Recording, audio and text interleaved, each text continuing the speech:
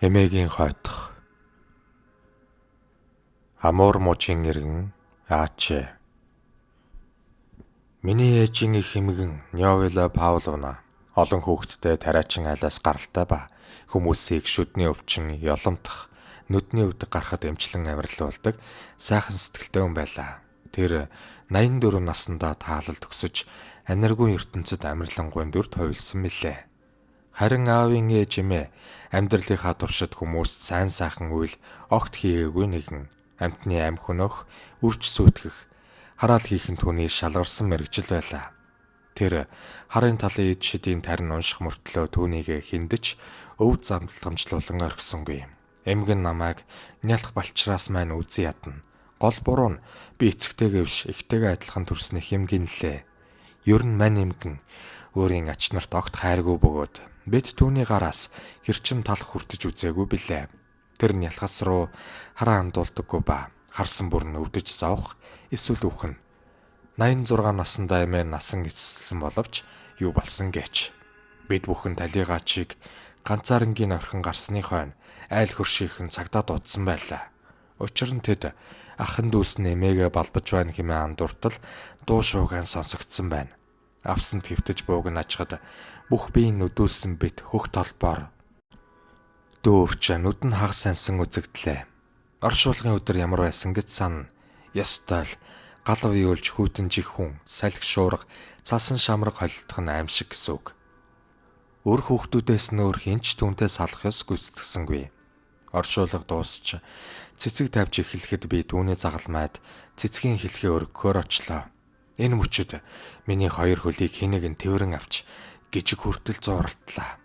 Тачгинсан хүйтэн ширүүн салхийг умартан миний магнанаас хүйтэн хөлс чихэлдэж толгойтой ус өрөвсхийн босож эн чинь юу болж байна хэмээн самгартлаа. Хэдэн минутын дараа сайхан явдал өнгөрлөө. Гэртээ яаж эргэж ирснээ санахгүй юм. Болсон бүхнээ ээж эгч нартай ярьлаа. Тэр цагаас хойш надтай гаж хачин явдал тааралдах болсон юм. Би тосон дэнлүүний гэрэлд дипломын ажлаа бичиж байснаа санаж байна. Шөнийн 2 цаг цоглоо. Игч маань орон дээр найз бүсгүй эвхдэг орон дээр нойрсон. Гинэт хаалга хихрэн онгоолоо. Энэ бол манай муурал байх таа гэж бодоод ажтал юу ч үзэгдсэнгүй. Дингээ үлэн унтраач орондоо орлоо. Их хмэл ор дахин хяхарснаа миний нүүрлүү сэрвэгнэж бүр санчигны ус нүд бүрхтэл үлээлээ.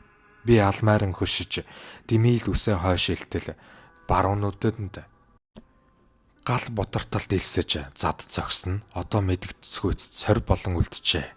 Миний орилох дуунаар хамт байгсаж ирсэн ба үүр цайтал гэрэл асаалаа. Түүнээс хойш чамгүй олон жил өнгөрчээ. Би энэ хугацаанд эрд гарч 2 охин төрүүлж бас нөхрөөсөө салсан билээ. Ростов-на-Дон хот дахь өөрийн байранд амьдарч байлаа. Нэгэн удаа зуны шөнө юмдаг. Запорожьед буй найзынх руугаа нисхийн өмнө өөртөө шин дээл оёхоор шамдад суулаа. Хүүхдүүд пионерын цусланд явсан байлаа.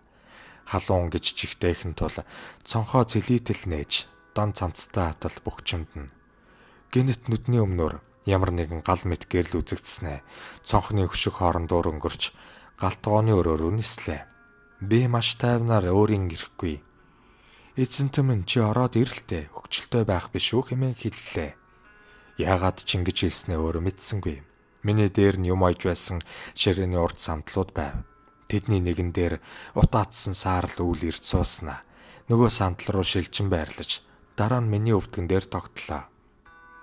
Түүнд асар том гэрэлтэгч мэлмий байсан тавглугаа санагдлаа. Намайг ямар хуу байдалд орсныг төсөөлж байна уу? Ойтол үлээ тэр чигтэн чулуудаад өрөөнөөсөө яаж гүн гарч хөрш эмхтэйхээ үүдийг балбаснаач би мэдтгүй юм. Тэр намайг гэртээ оруулж миний дүр төрхийг харан ойлгож юу ч асууж шалгаагүй унтуулахаар хөвтүүлжээ. Өглөө нь би хачаа тийшээ авч аян замд өөрийгөө хамгаалуулах зорилгоор эзэнтнээ хамт явахыг уриллаа. Запорожьед очисон дороо буцах тасалбараа гартаа авахыг бодсон боловч ойрын 5 хоногт олдохгүй гэж хэллээ. Би эзэнтэн минь тасалбар олоход тусал хэмээн шивнэлээ. Мөнгө хураагч эмэгтэй намайг хүрчээр хэмээн дуудаад Хэн нэгэн хүмүүн миний явах гэсэн өдөр цагийн тасалбарыг эргүүлж өгсөн тухай мэдгдлээ. Мөн тиймэрхүү зүйл зочид буудалд давтагдлаа. Буудалд ор байхгүй гэсэн гэрнээ эзэнтний тусламжтайгаар байрлаж амжлаа. 100 өнгөрч хүүхдүүд буцаж ирлээ. Нэг удаа яг шөнийн 2 цагт нойрноос ирж амьсгалах аргагүй бөхчөмдлөө босож салхивчаа нэлээ.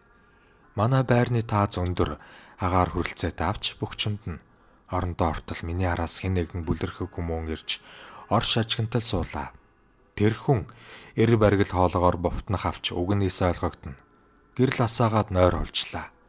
Тийхүү адал явдал хэдэн шүн дараалан үргэлжиллээ. 12 настай охиноо өртөлж унтвал тэр шүн цочин сэрээд уйлгнан хэллээ. Ээж чамтай би унтаж байхгүй. Хэн нэгэн миний бүслэхийгээр тэрвэрэн авч ор хан хоёрын завсар тавьчих билээ. Дахиад л гэрлээ хасаагастай унтах боллоо.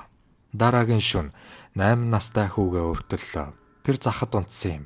Шөнө дунд хэн нэгэн түүнийг шалан дээр авч хайжээ. Хүү уйллаа.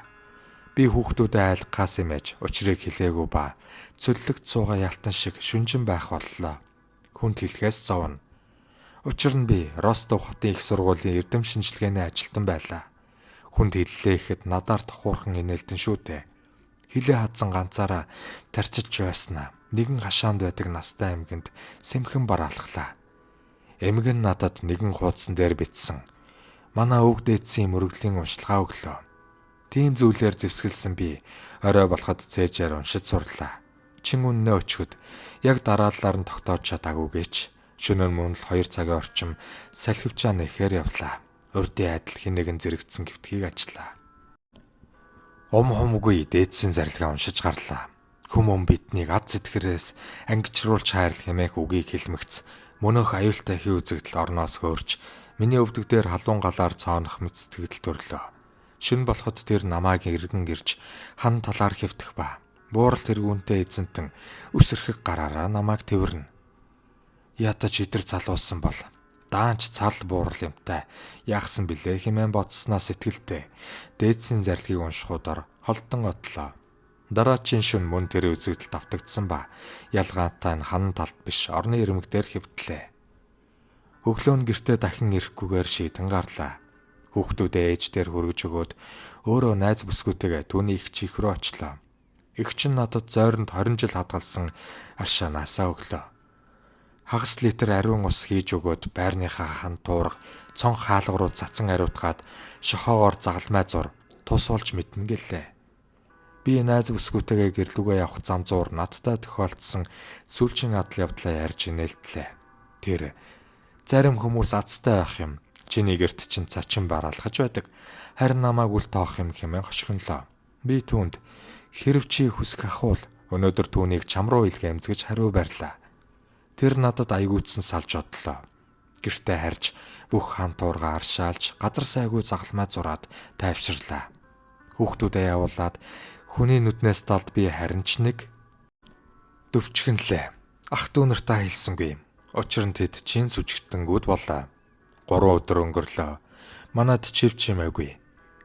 Анх удаа би манцуудаа хөөхт мэт тайван ойрслоо. Их сургууль дээр эртэл хэрэг биштэш найз бүсгүй маань над руу өсчгтэн мэл гайхлаа. Тэр гэртээ хараад тогтсон зуршил ёсороо хувцсаа тайлж буудан дээрээ нүцгэн хөвтчээ. Зуны халуунч гэж шигтэйхэн. Тэгээд ч ганцаараа амьдардаг болохоор таавараа байж таараа. Гэнэт эр хүний хүнд хөлийн чимээ гарчээ. Тэр ямар ч болов бие хаацалах юмтай бай гэж бодоод цагаан даавуугаа шүүрч аваад хэн байдаг вүлээ хэмээн бодлоо. Хин ч үзэгдсэнгүй. Хөлийн чимээ ойртсоор хэн нэгэн буудан дээр лаг хийн суулаа. Найз бүсгүй маань самгардан мэгдэж миний тухай эргэн боджээ. Дараа нь мөнөөх үзэгдэл буудан дээрээс босож цагаан даавууг нь суг татаж хөл дээр нь буцаан чулуудав. Ил үлдэл 3 давтагдсны хойно тэр яваад өглөө. Найзад маань тохиолдсон энэ гаж явдалд би буруутай болох нь надад харамсалтай байлаа. 7 хоног өнгөрлөө. Мань хүн ажил дээрээ үзэгдсэнгүй. Тэдний зочлоо. Тэр хүн дээр өвчилж гарын хуруу уруулн хөрсөн үзэгдлээ. Эмч нар элэг муудсан хэмээн оншилсан гэлээ. Би түүнийг хараад өдрөө хүлээж байна. Түргэн тусламж дуудах хэрэгтэйг мэдэрлээ. Түүнийг түргэнээр авч очиход эмэгтэйчүүдийн талаар таагүйдэж цуснд нь бохир орсныг тогтоолоо. Би болоод манай ажилтнууд цусаа өглөө. Тэр бүтэн 2 сар эмнэлэгт хэвтээд гарлаа. Тэр дороо өрөө таслахаагаа аршаалж загалмай зурчээ. Түүнээс хойш хий үзэгдэл зочилсонгүй. Бурхан минь. Тим юм дахин бүү үзэгдэг.